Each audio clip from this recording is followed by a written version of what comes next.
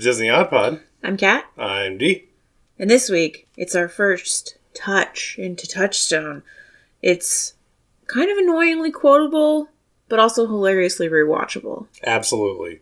What About Bob from 1991? Just when Leo Marvin thought he was getting away from it all. As of this afternoon, I'm taking my family on vacation. His old friend Bob Wiley showed up. Dr. Marvin! Oh my God. I really appreciate this. I don't want any of you letting Bob into this house. He's a sweet guy. Didn't you invite Bob over for dinner? Would you like some more chicken, Bob?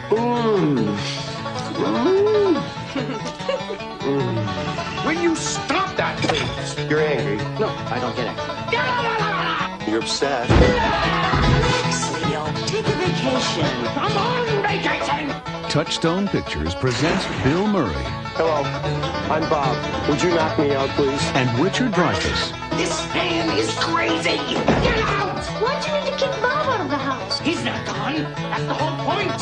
He's never gone! Is this some radical new therapy? You see? What About Bob? Rated PG. So I think I liked it better this time than the first time we watched it. It definitely gets better every time you watch it, because there's a lot to it. There is a lot to it. And There's a lot going on. This is not a movie I ever saw until we started dating, and then you had me watch it, and I was like, oh, okay, it's okay. So when we rolled it, and you're like, oh, it's one of the funniest movies ever. I was like, I guess, okay. But it's just, you have to watch it a few times to really appreciate it, I think. Even though when I saw it in the movie theater in 1991 at 11 years old, I thought it was extraordinary. Of course you did. You're like, oh, Bill Murray's the best. He's the Well, he greatest. kind of is, actually. He is the best. But also, what's interesting about the movie is as I'm watching it, I kept wanting to be annoyed with his character and like be on Richard But Dreyfuss' you side. couldn't. Richard Dreyfuss is not a very sympathetic protagonist. He's not very sympathetic in almost any movie he's That's what I'm in. saying. Okay, because do you remember Mr. Holland's Opus? I never watched that.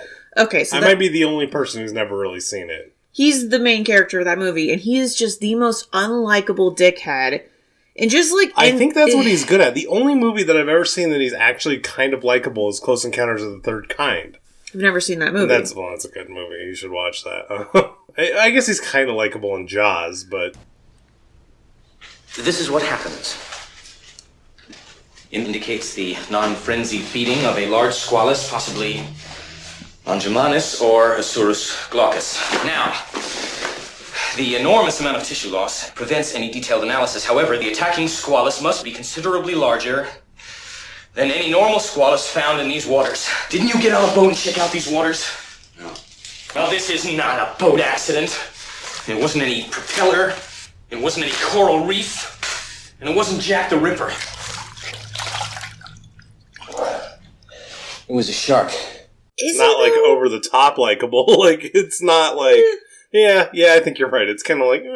He's just, like, not a likable guy. But I think that's what he's so good at, and that's what he brings that to the table for a lot of these movies. If they would have had a different person in that part, I don't think it would have worked. No. Because you would have been, get this fucking guy out of here. He's so annoying. Right, exactly. But Richard Dreyfuss just does a great job at being really unlikable. So you're trying to be on his side, but you're really not throughout the whole movie. I don't think I've ever tried to be on his side. What does that say about me?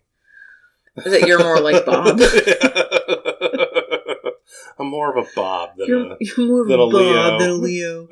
So this movie, we rented on Amazon. So let me read the synopsis really quick. What about Bob? Comedy, joyous, fun, strange. Yeah. Strange is a demographic now. What? Oh, was that it? There's no... No, there's a thing, but go you look ahead. like you're going to say something. I'll wait. A patient follows a pop psychiatrist on his vacation and annoys him while charming his family. It's perfect description. What's a pop psychiatrist? Like, popular... Oh, okay. Like, that's... They always shorten that pop. It's like... Because I always wondered that forever. I was like, what does that mean? Like, a pop this, a pop that. It's just popular. Like, whatever's popular, like, right now. Popular, gotta be popular. Right. Got it. Okay. Because it's not, like, really proven or anything yet, so he's just... Popular kind of the like moment. pop-up, popular, that whole thing. But what I was going to say with that strange thing is this is a highly unique movie, which is one of the things I love about it, is there's nothing like this. You can't be like, oh yeah, it's like that movie, What About Bob? No. It is a really weird This is a movie unto itself, and it's great for it. There are so many scenes in this movie that are just downright strange, and if you put them in any other thing with any other person in the Bill Murray role, it wouldn't really work. Like the scene that I completely forgot about, that is I think my favorite scene in the movie, is when the dinner scene, when he won't stop making the damn noise. Because you want to be so annoyed, but you're like, that's so funny. Fucking funny. Oh.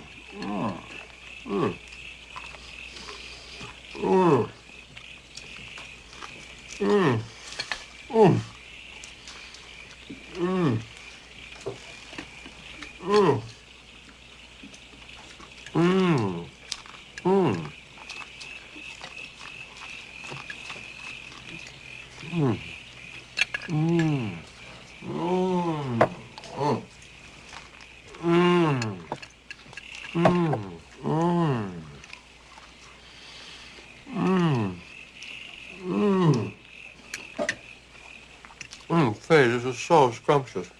Is this hand shucked? Would you like some more chicken, Bob?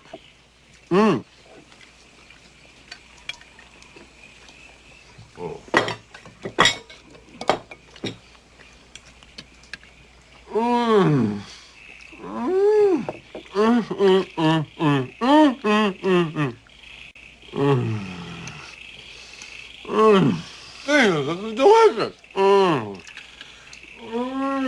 Will you stop that, please?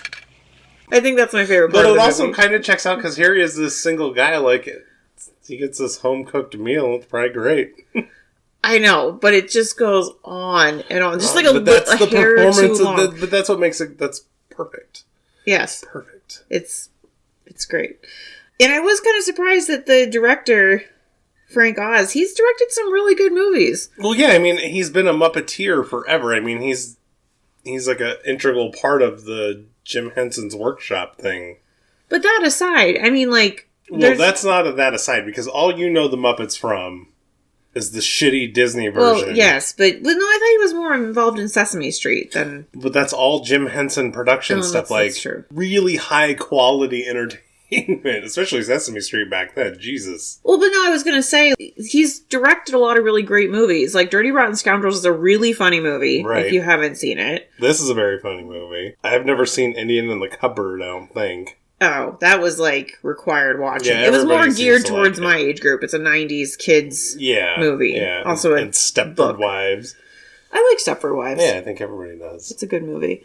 And Dark Crystal, don't forget about Dark Crystal. That I don't think I've actually ever seen that movie. I've seen it. I was more of a Labyrinth kid. Yeah. I saw my baby crying hard as babe could cry. What could I do? My baby's love had gone and left my baby blue. Nobody knew. No, I was kind of surprised like that he had so many acting roles also. I guess I just didn't really know who he was. Well, yeah, he was the voices of, like, Bert, Cookie Monster, Grover, Miss Piggy. And Yoda. Yeah, that's right, he was Yoda. That's right. Yeah, I was surprised about that. Usually movies that have like 3 or like more than 2 writers just are not good. Well, one of these people was a producer that just kind of got a writing credit. Sure, Laura Ziskin. But Alvin Sargent has directed a ton of Spider-Man stuff, but he's also directed like a lot of serious movies too. He wrote a movie called Anywhere But Here, which is one of my favorite movies. And an 80s movie called Ordinary People, which I haven't seen, but I understand is like a pretty big deal of a movie kind of thing. I also haven't seen that. Yeah. Don't know much about it. I don't either, but I'm pretty sure that that's like a thing.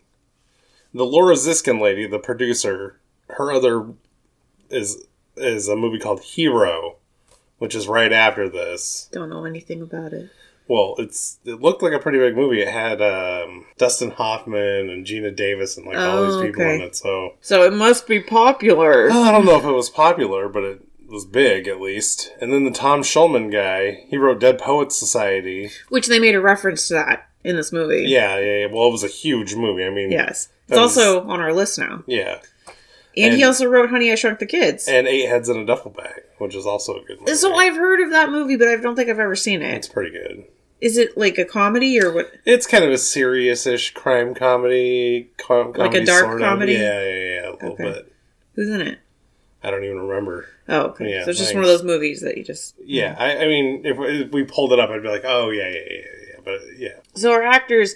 Is this peak Bill Murray? Because this is sandwiched in between Ghostbusters 2 and Groundhog Day. So it seems like it's like peak Bill Murray. Yeah, time. well, really, yeah, because really, Groundhog Day is the absolute peak.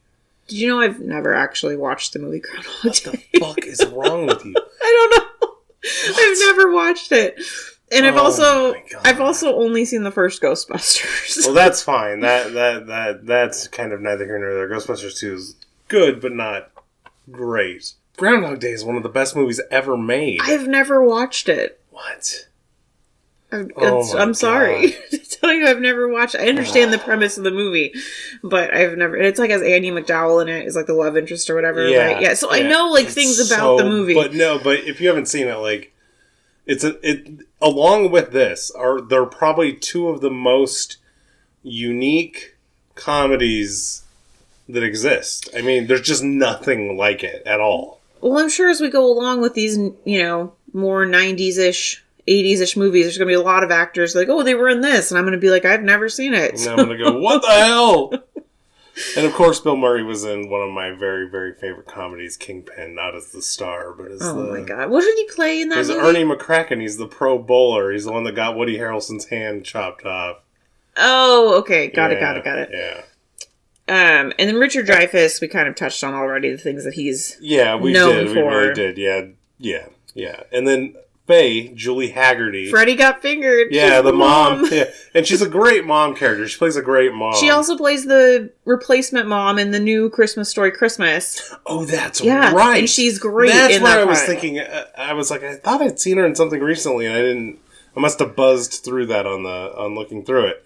But I mean, she was also pretty big back in her day because she was in Airplane and Airplane 2. And it's okay if you haven't seen those because those are really old but really funny. I mean, both of them are like slapsticky. Like, have you seen the Naked Gun movies? I have seen the Naked Gun movies. The Airplane is kind of like the predecessor of those movies. Okay. And she's the co-star with, I can't remember the guy's name. But she's good. She's really good. Yeah, absolutely. Oh, and then the son, Charlie Korsmo. Siggy. I just can't, because I watched Hook a lot as a kid, and it's one of my favorite movies. I'm like, oh, it's the annoying son from Hook. That's who it is. I couldn't picture. I saw it, and I'm like, Jack. God, yeah, which kid is he? Oh, yeah, he's the annoying He's the main annoying kid in Hook. Yeah. He just fizzled out completely, like right after Hook, and then all of a sudden he acted again in 2024. No. He was in Can't Hardly Wait. He was the third. Okay, after Can't Hardly Wait. Wait. He didn't fizzle out. I looked at this because I was like, oh yeah, he fizzled out. No, he's a fucking law professor. He's a lawyer. So he decided to go be a lawyer. Yeah, he's a smart fuck. He didn't want to keep acting, and if you look at him, probably a good idea. He's not that great of an actor, but it's fine. I like him in this. I think he's great. I really like his character, and I really like the kid. I always did. He's okay. I just find him annoying. But yeah, that's fine. And then Anna, played by Catherine Erb. I couldn't remember who she was in D2 The Mighty Ducks until it just came to me. Oh, she's the chick who's trying to get with Emilio Estevez. She's like the teacher. And wait, I thought she was like the Olympic committee person. She's like the school teacher. Yeah, like the school marm, and she's like, yeah. Why don't you quit your fast lifestyle and come settle down with me? She's like, these kids need a break. Yeah, so we'll roll that right into our fun facts. She's 26 in this. She's only 10 years younger than the mom character. She's an old bitch. It's unclear how old she's exactly supposed to be. And she can drive. So I would guess 16 or 17. Probably 17, I think. But she doesn't... She looks older than Dad! that. Like, she looks way old. She really looks like she's about 20, 21. She doesn't really pass as a teenager, in my opinion. Not at all. But she was fine. I mean, but she was also on Law & Order for like 5 million years. The Law & Order Criminal Intent. She played a main character on that, which I haven't seen. Did she? Okay. Yeah. She was in like 120 episodes or something. Holy shit. Yeah. But she's been in a ton of stuff, actually. She acts like she's been in a lot. Yeah. I think she's still acting. Another fun fact I had is that Oh, okay, sorry, I couldn't read my own handwriting. Both Richard Dreyfuss and Bill Murray, this is their favorite film they've ever done, despite the fact that they apparently didn't get along very well during filming of the movie. Most of everything about this in this fun fact section is just about how much Richard Dreyfuss and Bill Murray absolutely fucking hated each other. Which, it probably worked to the advantage. I think it really helped the movie, to be honest. And then reading some of the other stuff that also... Frank Oz didn't get along with either of them. And so he was really concerned the film was going to flop because nobody could agree in this movie on what was considered funny. Right, and it just... I think all that tension helped the on-screen tension work even better. Yeah. And because, I mean, this is a fucking fantastic movie. I won't even hide myself. I didn't hide myself last time, I guess. But I know, you were way too excited. To me, this is what movies are supposed to be. I wish they would make them like this still. Just kind of weird and not, like, so picture perfect. Like, just... Yeah, like, okay, this isn't for everybody, but it's definitely for somebody.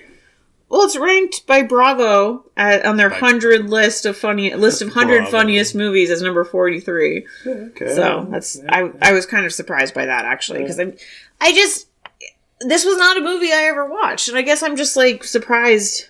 You were 2 years old when it came out, but my parents had a lot of old 80s and 90s movies. This is not up your parents' alley, really, though. But it is, though, because... Well, maybe. Because here's the thing. My parents don't like movies with a lot of swearing or, like, a lot of sexual humor. There's none of that and there's none of that in this. This is exactly up my parents' alley. Because they... Maybe they just never saw it. I don't know. Like, I'm going to have to ask. Because it is definitely up their alley. Because it's a very clean, family-friendly, like, funny movie. So it's something that we would have had in our house. Yeah. Growing up. So I'm just surprised that they didn't have it. Very surprised. So, Surprise, surprise! Do you have any No. others? There was very little.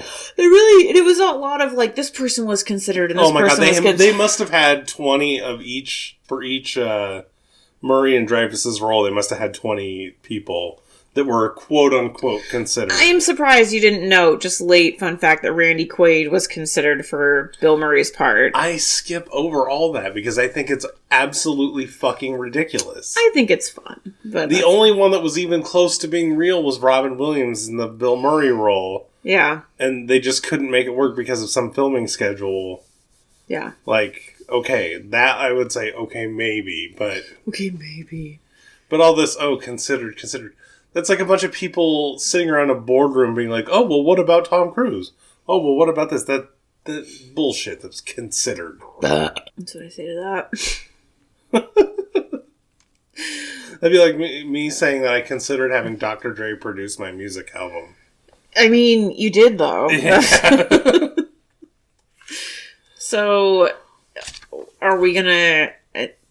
shrink our way through this? Like, I don't know what the appropriate terminology is. This is your special Well, thing. some of this is gonna some of like even like the awards categories and stuff with the real movies, it just doesn't work quite the same. I think it's a more of a stretch in getting through in some of our like this like intro things like, well, baby step our way through this. There you go. Baby step our way through it. That's a good one. Yeah. That is a good one. Which, is that an effective therapy tactic? I seriously doubt it. They just made it up for this movie. But I'm just asking your opinion. Like, well, actually, yeah, I do kind of think it is a fairly effective way to go through like, getting over shit. Yeah. And if you really can't, because just like with a hard project, like they say you can eat an entire car a few pieces at a time, you know what I mean?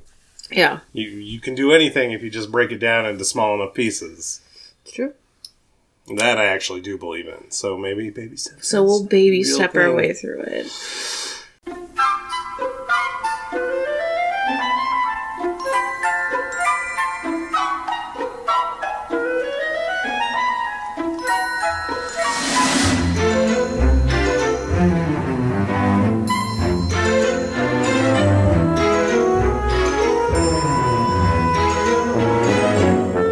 Okay, so we start with agoraphobic Crazy Bob in his apartment.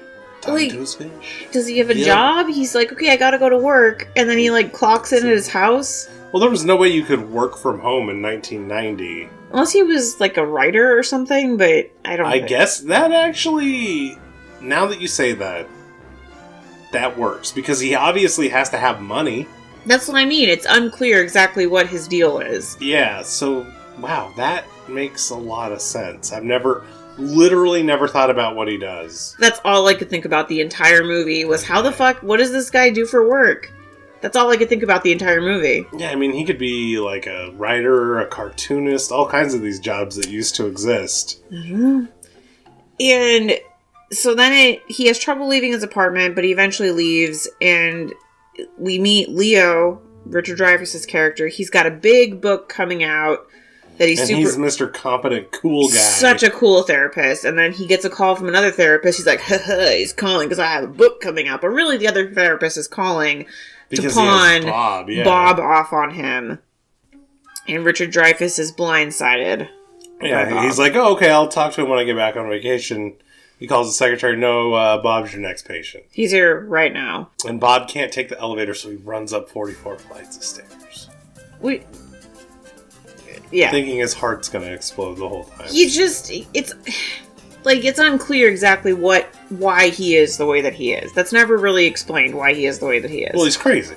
But, why? What happened to him? Some people are just crazy. But then I guess it's just how is he able to charm all these people? Well, you can be crazy and charming. I know, but it's so... I just want to know what happened to him. What happened to you? Did someone drop you on your head? Taking it so seriously. So, during their session, Leo basically is just trying to get rid of him. He's like, okay, I'm going to be back in a month from vacation.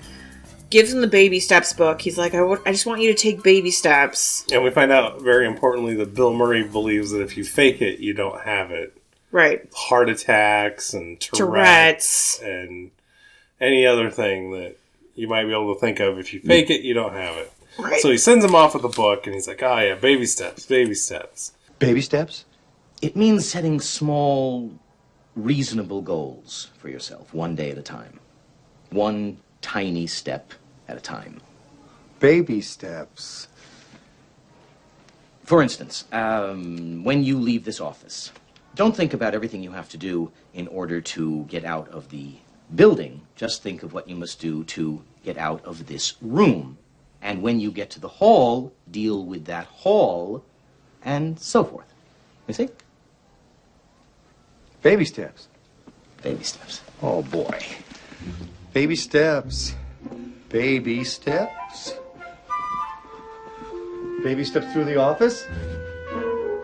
Baby steps out the door. It works. It works. All I have to do is take one little step at a time, and I can do anything. But he finds out he's going on vacation for a month. And he just can't handle it. Yeah, he obsesses over it. So I guess here's my question. How was the other therapist so easily able to get rid of him onto Richard Dreyfuss's character? Well, clearly it wasn't easy. He had to quit being a therapist, and he's moving to a different state. But I guess why didn't Bob follow him to the other state? It clearly had been. If you see, the guy was going crazy. No, I know, but he quit being a therapist. That's what I mean. Okay. It took to the point of, driving him insane. Gotcha. That's what I mean. And they never got him out of New York, which is really what set this off, was getting Bob out of New York. True. True story. True story. They're setting up this whole, the doctor's going to have Good Morning America in Lake Winnipesaukee to do his book, and it's a big fucking deal. And Bob calls him on vacation. He keeps harassing him on the phone. He to the point where he goes to... This is back where you had an exchange person who would exchange the calls. That still exists, by the way. Like an actual department of... So no, this is an answering service, not an operator exchange. He pays that lady.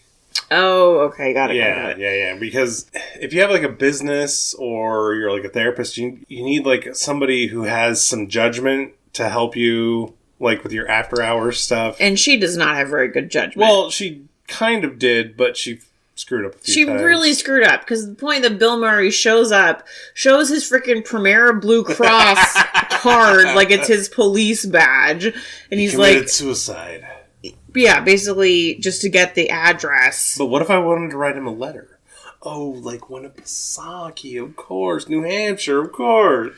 It's just the most ridiculous thing. Like, I hate it so much. It's I so love ridiculous. It. I love it. It's so funny. It's just, he's just like, it's so obvious halfway through after they believe him that it's him. Right. And he's lying.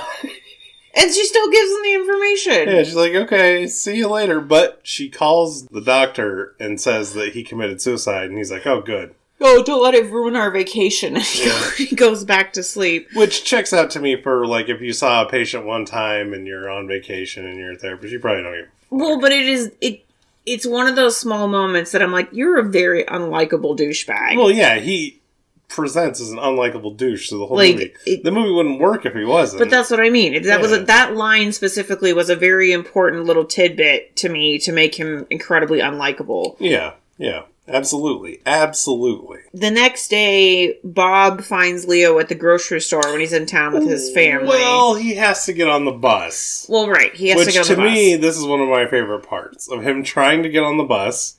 Like, baby, step on the bus. Baby, step on the bus. And then he just chomps down on a bunch of pills, gets on the bus, and he's absolutely out of fucking control. Oh, and everybody, entire bus ride. Everybody cheers when he gets off the bus. Everybody cheers, which is fucking hilarious.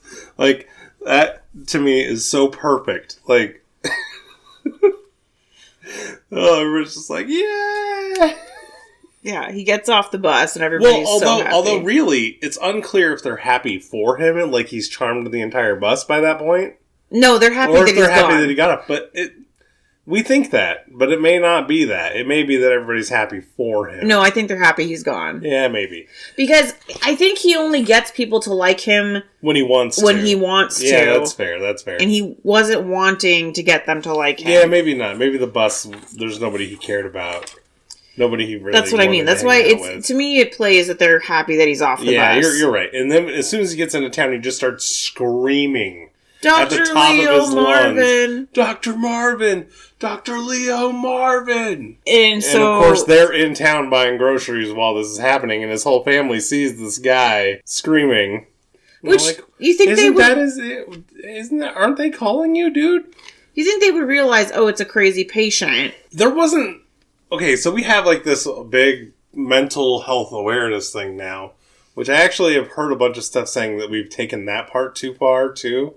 And people aren't trying to get better, they're just trying to be mentally unwell and have that title. That aside, there was not the awareness that there was now, back then. I guess that's probably true. It's just so common now. It's more now that you'd be like, that guy's crazy and dangerous. Correct, sir. Yeah. You know, he probably wouldn't have made it in that town for 5 seconds without getting arrested. If it was nowadays. Yeah. Yeah. No, if it was back then, he would have been like arrested immediately.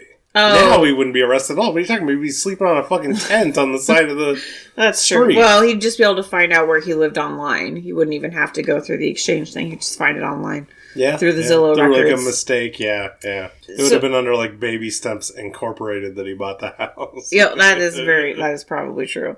Leo goes over to talk to Bob, and he's like, okay, fine, I'll call you at that coffee shop in 2 hours. Yeah, go to the coffee shop, buy a ticket home. I'll call you in 2 hours. And in the coffee shop, when he's like yells at the guy for trying to get on the phone, that's fucking funny. Yeah, it is. Like it's no.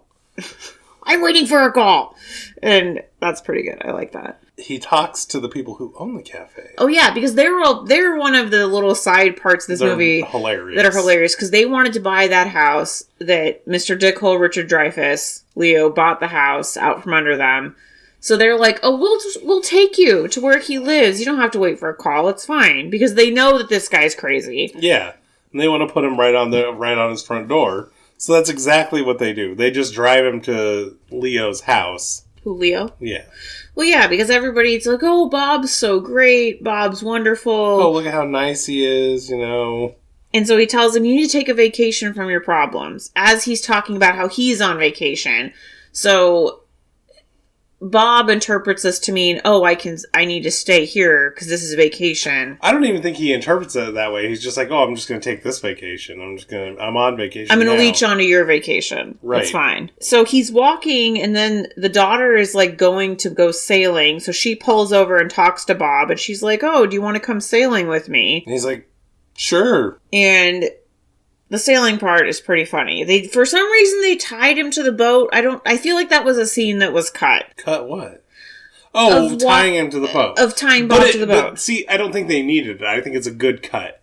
You just see him, the only way he was going to be able to handle it was just by being tied to the boat. Right. But being tied to the sail. Like, with a life jacket on and just tied to it so that he couldn't fall off, he couldn't go in. I'm sailing. And if you think about it, a bunch of teenagers' solution would just be, okay, fine, we'll just fucking tie you to the boat. Right. And so she gets off the boat and she's like talking to her dad. And the funniest part about this is in the background, you just hear Bob going, ahoy! I sailed! I'm a sailor. I sail. Marvin, guess what? Ahoy! I sail! I'm a sailor! I sail! Isn't this a breakthrough? I mean, that I'm a sailor? I sail? I sail now? Keep sailing, Bob.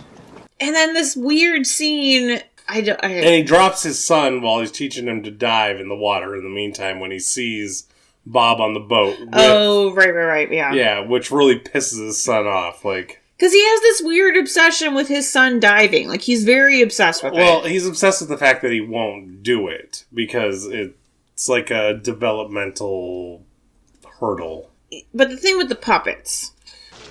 Oh, Daddy, not here. Anna! Anna!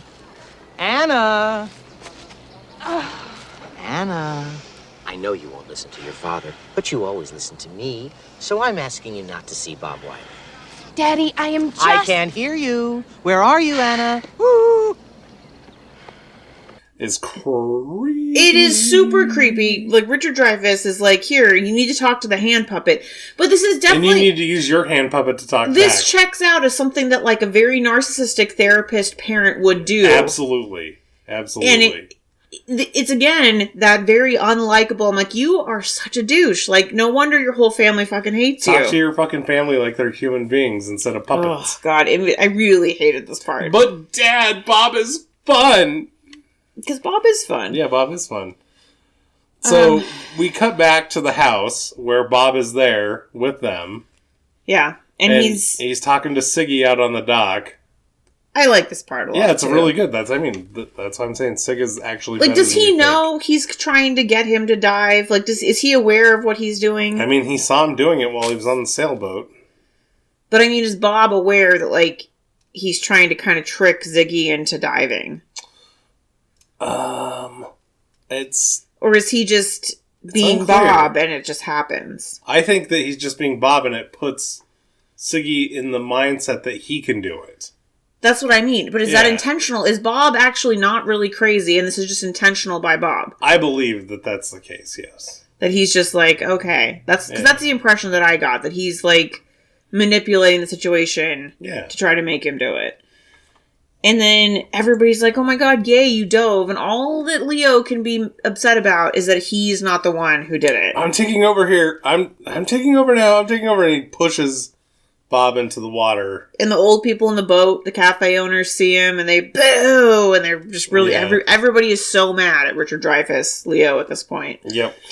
The family makes the doctor apologize and they invite him over for dinner. And he's just... Against Leo's wishes entirely. Like, I just want to think about my interview. Like, he's just so selfish. Like, just the most selfish. Really, if he would have just, like, chilled the fuck out, he probably could have managed to make it work somehow. Right. Like, You understand this guy's not going away. Here, give him an hour a day or something. Probably make it work. Right. But he's just so neurotic. And yeah, the dinner scene, which we kind of already touched on, is fucking great. But then the doctor chokes on something. Oh, right. Yeah. Which I forgot. I thought was fake at first, but it wasn't. I thought it was fake at first too, but it wasn't. And Bob saves the day And they're all like, oh, Bob, thank you, which makes him even more annoyed. Right. So everybody's singing and dancing and doing the dishes. And Bob's, like, helping the kids and, like, helping the family, but Leo's just too annoyed to see any of it. Everybody's super happy, except for Leo. Right. And he's like, get out! You gotta go! But it's raining like fucking hell. And he left the car at the marina because he was too upset with his daughter. Yeah, he was too fucking stupid to take the car back. And so then he's like, fine, he can stay overnight. And there's a hilarious scene where him and Siggy are like talking about death and this and that. And it turns into this whole thing where he is telling Siggy like there's worse things to be afraid of. You could have Tourette's. So they just start yelling profanities at one another. And jumping on the bed. Snotface! Vulture vomit! Turkey tits! Belt breath! Open this door. Sigmund! Sigmund, open this door immediately. I'm sorry, Dad. Sorry. What is going on around here? Which makes Leo even more mad. I just want some peace and quiet. It's like, I'll be peace. I'll be quiet. Even the mom laughs. So it comes to morning. He's desperate. The doctor's desperately trying to wake up Bob, but Bob will only wake up for the alarm clock. Right. And he's like, you gotta get the fuck out of here. Good morning, America's coming. And they show up early when they're supposed to be there at 7. Which actually makes sense. They show up at like 6:30. Because they show up to set up. Right. And they decide they want to include Bob in the interview. Yeah. He's like, oh yeah, it's perfect. He's like, oh no, Mom.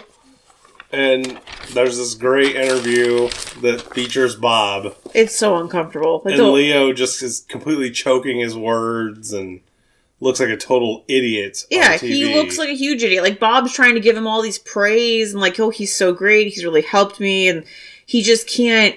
He's just locked up and like, He can't handle it. No, he really can't handle it at all. That this guy's on TV with him. Right, ruining his moment of fame. Ruining his life. That's what he says after this. He's like, get out! You ruined my life! So... And then his family makes him apologize again. Right. And they go out for a ride. They go for a ride in the car, and Leo... They go for a ride in the car, boy? And Leo tries to take Bob to an inpatient facility. To an insane asylum. Because he's convinced everybody else other professionals will realize that he's insane. But basically, Bob charms the entire facility. The lady calls Leo back and is like, I don't want you to embarrass yourself. Like, he's not crazy. Like, my whole staff gets what's wrong with him, and he's not crazy. Like, get him out of here. What are you doing? So, like, just because somebody has, like, some problems doesn't mean that they need to be institutionalized. Right. On the way back to the house, he throws him out of the car, but he crashes his car at the same time. And Bob's able to get a ride back, but he's like, gets all muddy, he gets all like fucked up, so he makes it back to the house. Well, because for some reason he backs up over the sign instead of going forward. Because it's one of those things just, where like, he's just off. so mad, he just makes a bunch of mistakes because he's too mad to even think. Yeah, which is exactly what happens. And so, yeah, he gets to the house, everything's dark, he's walking in, he's all fucked up. Because earlier, his wife was on the phone with his sister and was like, oh, the surprise party on Thursday night. It was like days before. Right. Yeah, don't forget. And so, surprise! And he's all really happy until he sees Bob with his sister. arm around his sister. And he's like, don't touch my sister! So he loses it and tackles Bob. Basically, they call a doctor. They try to sedate him. No, the doctor's his friend that was the one that gave the toast in the crowd. Oh, yeah, that's right. Yeah. So, like, oh, yeah, we should sedate him. And after this, the family finally just asks Bob to leave because it's just too much. They're like, we don't want to do this, but he's just so upset. I think you need to be gone when he wakes up. And he agrees. He's like, okay, fine. Which is just... And he's walking home. If he would have just kind of, like, explained to him, like, okay, I'll see you tomorrow at this time for an hour. And just kept doing that? It would have been fine. Yeah. But no. It would have been fine. So, instead, the doctor sneaks out and goes steals some explosives from the store. Like, I remembered nothing about the end of this movie.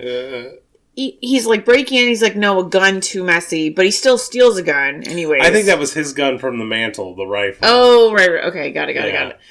And he tracks down Bob, and he's like, we're doing death therapy now. And Bob legitimately thinks it's therapy. Yeah, but he straps him with the black powder to a log and leaves him there with a timer.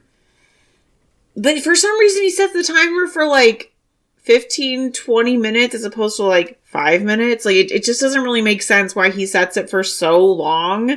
Maybe to get away and meet with his family and... Well, he goes back to the house on the dock, but then Bob, like, is able to get loose because he thinks that, that's because I'm tied Emotional knots. Emotional knots. I need to break free. And he goes back to the house and gets the birthday cake and leaves the explosives in the house. And then you see him come out with the birthday cake and Leo's like, what the fuck? And then the house blows up. Yep.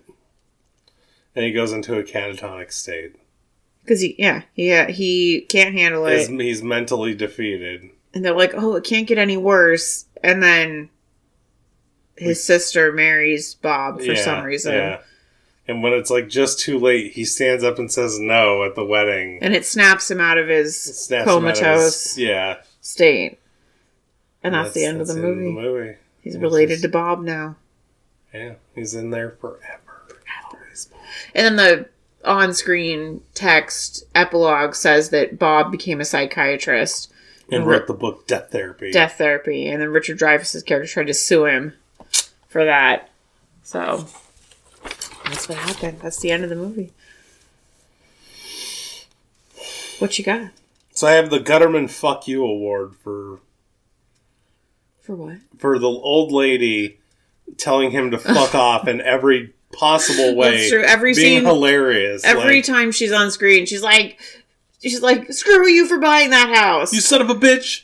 You're Hitler. All that and stuff. Her husband's like, she's never like this, even though she's like that every time she's on screen. But that's because the only time she's on screen is when she's talking shit to Richard Dreyfuss.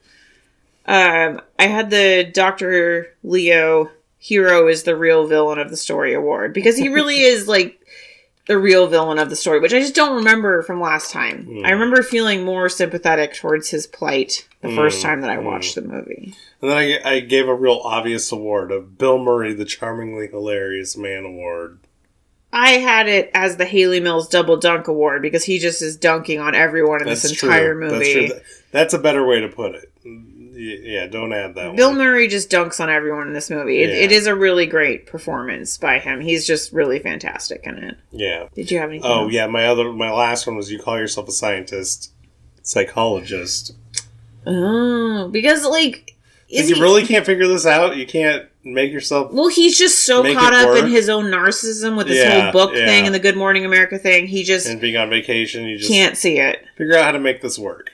Can't see it. Oh, well. My last one that I had is the PETA Award for Gil, because he was in the house when the explosives went off. Oh, yeah, Gil didn't make it. So Gil, there's no way that Gil made it, unfortunately, which I just was surprised that Bill Murray wasn't more upset by. Well, he was better. He's cured. The death therapy cured him. Death therapy got him. Yep. So you have any surprises or disappointments? Surprise, surprise, surprise! I mean, I kind of already mentioned it. I was just surprised that this was not a staple in our house growing up. It just seems like the type of movie that like my dad would really like, and I'm just surprised we didn't have the VHS growing up. I couldn't really be surprised or disappointed. I know, because it's one of your favorite movies. Yeah. I know. And remake, I mean, absolutely don't touch this thing. No, you would never remake it, but I just would want... Well, you say that now, but they do that to all kinds of good movies. I know, but I just want to know, like, how did Bob become Bob? What does he do for work? Like, I'm very curious about the backstory of Bob. Fair enough. It's fair, dog. That's fair. Any final thoughts? No, I mean, this is an enjoyable movie. I mean, I think it's definitely... I think you have a lot of nostalgia for it that I don't, but... Well, and I watched it a lot. Like, it's one of my favorite movies. Like, absolutely. Which, I enjoyed it, but it's not one of my favorite movies. Yeah, but I enjoyed it. I think it's a fun movie. Fun movie. Did you get a budget for it? I did. It was $39 million, and they made $63 million, so... I'm surprised that they didn't do better. I think back then that was pretty good. It was pretty good, but and there was no DVD sales back then. So well, there was VHS sales, though. No, there wasn't. You really didn't. VHS sales was basically you sold VHSs to rental warehouses. Oh, that's true. Very few people actually bought them because they were really expensive. We had a lot. Yeah. We had a lot of VHSs, but yeah. Yeah, it wasn't like the DVD thing where everybody could just go buy them. Or maybe it was and I just wasn't able to. I don't know. We had a lot of VHSs. Yeah. But... So maybe I'm not right about that. But it still just wasn't as big of a thing as DVDs where you would like go buy all of your favorite movies, especially adult movies like this. Yeah, that makes sense. Yeah. So what do you think the Rotten Tomatoes score for this movie is? With the critics, I'm gonna guess like a 60%. No. 82 with the critics. Wow. 79 with the people. I'm kind of surprised a little bit, actually. Really? But, I mean, why? I don't know. I just thought, I would think this was more of like a public, like I could view the public score being really high, but the critics being just kind of like, okay. Like, I don't know. I just was expecting more of that, I guess. All right. Fair. What was your score, Kat? I like this movie. I don't think it's a great movie. Like, what? Like, it's fine, but I'm That's not... wild. The way you talked about it, I'm surprised. No, I like the movie. I really do. But I'm not like, oh my god, it's one of my favorite movies I've ever watched. Which is why I think you do have a lot of nostalgia for it. That's fine. That I just don't have. Which is fine. I gave it a 73%. Well, that's still good. Or 7.3 out of 10. I forgot to write a thing for it. But 73% is my score. It's like an average movie for me. Like, I like it, but it's not like my favorite movie. An average good movie. I would watch again anytime, sure. But I'm not going to like proactively myself go seek it out to watch it again, probably. That's fair. I gave it a 98. It's one of my favorite movies, period. Wow. I'm surprised. Yeah, I'm 98. surprised. Yeah. That's up there. It's pretty high. Which...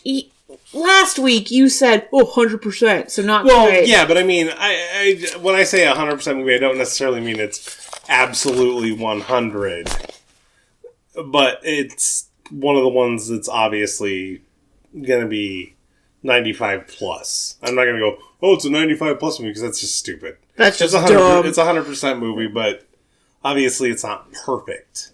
It's pretty good, though. I do enjoy it. Yeah. But it's okay for me. It's average for me. It's average. It's average for Kat. Average. Yeah. And now it's time for Dee's favorite part of the podcast. Why is it my favorite part? Because now that we have all these other movies, you're just like, yeah, fuck yeah, man. Whereas before you were kind of just like, meh. And I was like, fuck yeah. So it's actually like your favorite part now, I think.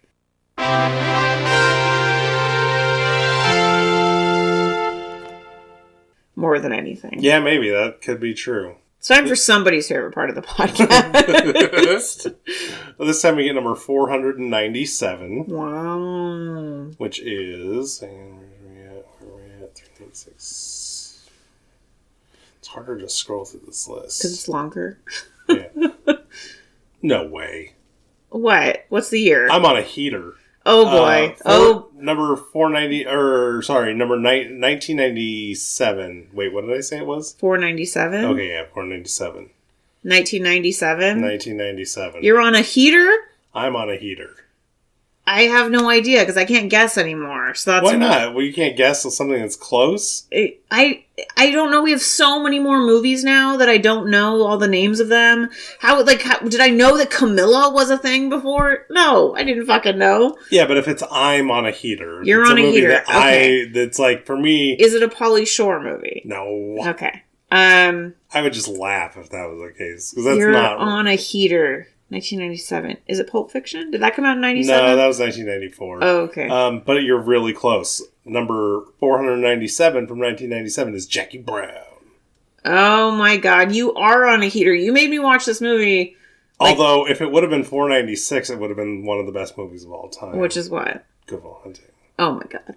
497, Jackie Brown. This is a good movie, by the way. I'm excited to watch it again. Yeah, because I only saw it the one time.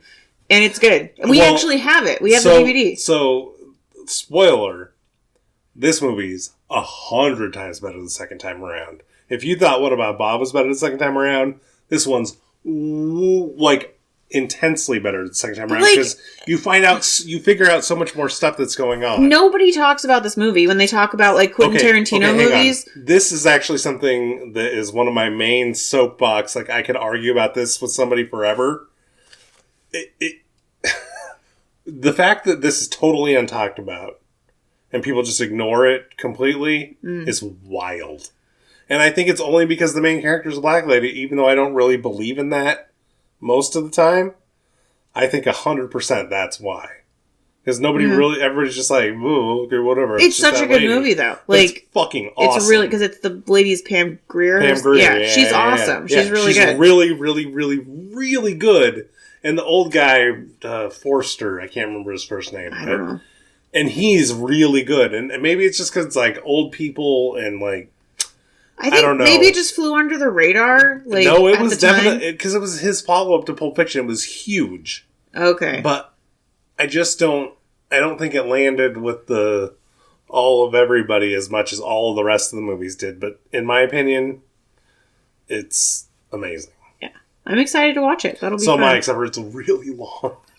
Yeah, that's okay. I think it's like 2.5 hours long. That's so okay. We'll just that'll have be to a like slugger. chop it down a little bit, not dive into it.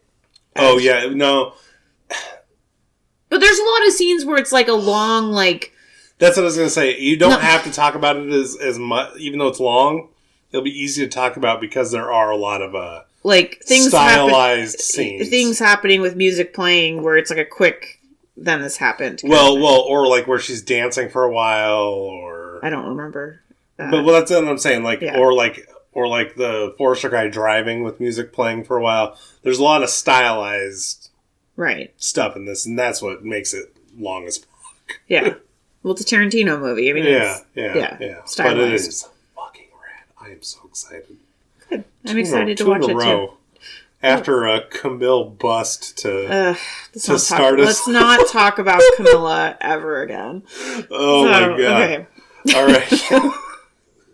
You know that movie's going to come up forever just because it was the first non-kids movie that we watched for this. Yeah. It's going to end up being like Herbie Goes Bananas of this Camilla, podcast. Jessica Tandy's fake butt. Yeah. Okay. Oh, ha, ha. Wasn't that so funny when that thing happened in that movie that was supposed to be funny but wasn't actually funny? Was that movie supposed to be funny? Yes, it was listed as a feel-good comedy. Oh, that's right. Yeah, there was nothing funny about it. No. All right, so in the meantime, wait. Like, subscribe, leave us a review, and tune in next week for Jackie Brown, and let us know if you think it's an underrated Tarantino movie like we do. Spoiler alert. Oh, more Bridget Fonda.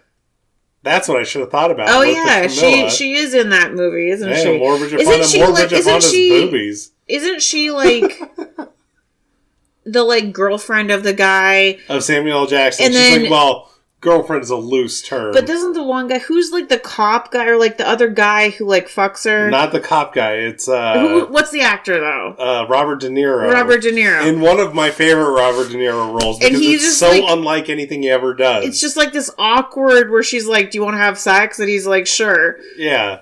And it's the most awkward. Yeah, okay. She's like the, quote, girlfriend, if that's right. Okay, I couldn't remember what the deal was with that, but okay. Yeah. Got it. Yeah. Fantastic. Okay. So, this has been Disney Odd Pod. I'm Kat. I'm D. Bye!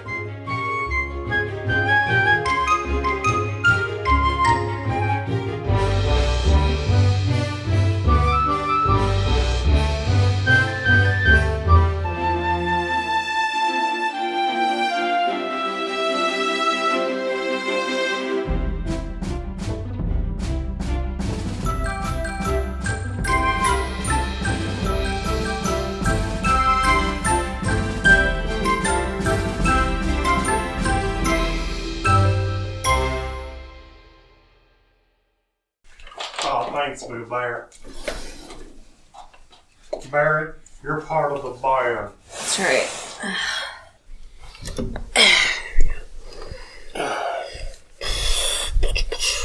Just in case it's kind of cold, but not super cold. We'll see. It was a little bit cold. We've never turned that heater on, and I don't want to because it probably stinks. Bob. I was just curious how many notes you took, that's all. I haven't made a second page of notes in probably 20 movies. Oh, look at this fucking guy. It was hard on this one. I could have gone to the other side, even though I know it. I just wrote stuff down anyway. You okay? Yeah, I'm just uncomfortable. It's fine. Well, that's what I mean. Are you okay? Yeah, I'm fine. Yeah, I feel very bloated. That's about it. Like, that's just, I feel incredibly bloated. Like, I wish somebody could just, like, jump on my stomach and make it all go out like an air balloon, but I know that won't happen. That definitely would not happen. That is correct. Yes, let's not try that ever.